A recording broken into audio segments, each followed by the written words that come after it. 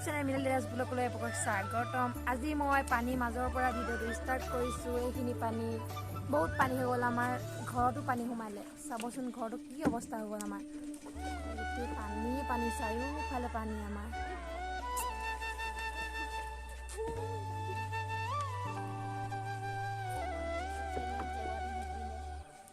আৰু এই নাও মাৰি আছে এইজনী ভণ্টি, আৰু এজনী আছে এইজনী কণ, এজনী হাই কৈ দে কণ।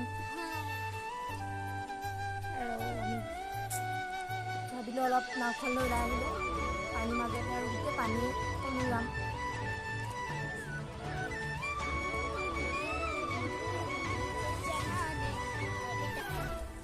এইবিলাক গোটেই পানী হৈ গ'ল, এইবিলাক আমাৰ ঘৰ, আমাৰ গাঁৱৰ ঘৰ এইবিলাক।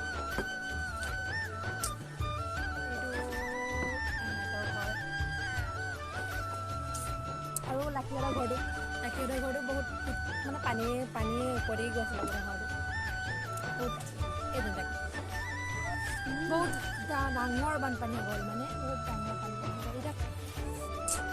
এতিয়া পানী বাঢ়ি আছে, আমি ক'ত থাকি কি কৰি আমি নিজে নাজানো আৰু দেই।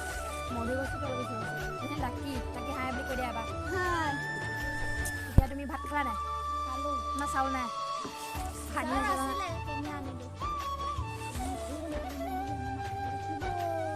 এইবিলাক ঘৰ কৰি উঠি আহিছে, আমি ধৰি মেলি আনিলোঁ, আৰু মই নাই আনিলোঁ। আৰু এইবিলাক ঘৰ গোটেই পানী হৈ গ'ল। মানে গাঁৱলীয়া ছোৱালী পূৰা মাছ ল'ব জানে, আৰু ময়ো জানো বাৰু ভিডিঅ' কৰাৰ কাৰণে। এইটো পোৱালিও জানে, এই পোৱালি দিলে চলাবলৈ পুৰা মাৰ পোৱালি আহিছে। উই গুচি যাব লাগে ৰে, বেক কৰ এনে বেয়া ৰেক কৰ। স্কুলৰ পৰা আহিয়ে মাহ ভাত খাইছে, ইয়াত মাহ ভাত খাইহে যাব এজনী পানীত পৰিব মাহ ভাত। আজি ইমানতে আমি ভিডিঅ'টো সমাপ্ত কৰিছোঁ, আৰু আগলৈও ভিডিঅ' পাই থাকিব যেতিয়ালৈকে পানী নুশুকায়। ভাল লাগিলে লাইক, কমেণ্ট, শ্বেয়াৰ, ছাবস্ক্ৰাইব কৰি দিব। বাই বাই দি দিয়া, বাই বাই।